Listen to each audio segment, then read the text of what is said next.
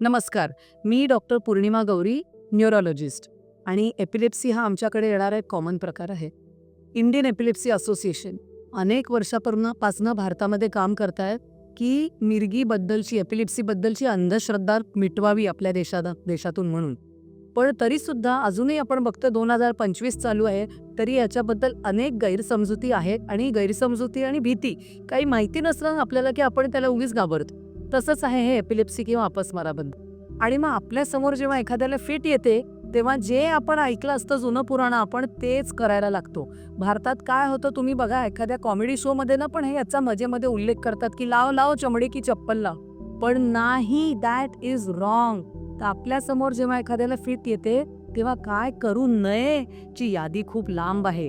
काय करू नये? जुते चप्पल सुंगवायचे नाहीयेत. जगभर सगळीकडे भारतात तर लोक थुकत असतात, ते सगळं लागलेली चप्पल तुम्ही नाकाला लावणार आहात त्या माणसाच्या.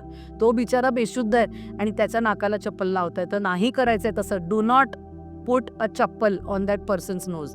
त्याच्यानंतर कांदा सुंगवायची पण गरज नाही आहे. माझ्या एका पेशंटच्या डोळ्यात लिंबू सुद्धा पिळला होता लोकांनी. काहीही तसं करायची गरज नाहीये. काही लोक किल्ली देतात हातात धरायला. No need, no need.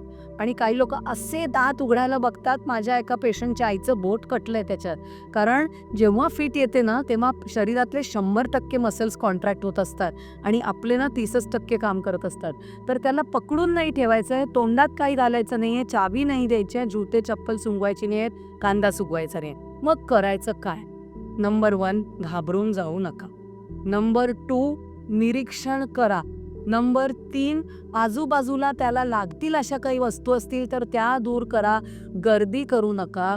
त्या व्यक्तीच्या डोक्याखाली चादर, ओढणी, पिशवी, जमलंच तर उशी काहीतरी नरम द्या, कारण ते डोकं असं असं हलतंय. आणि एका कुशीवर करून ठेवा. कोणत्या कुशीवर? मॅडम ही डावी सांगितली की उजवी? No need to remember.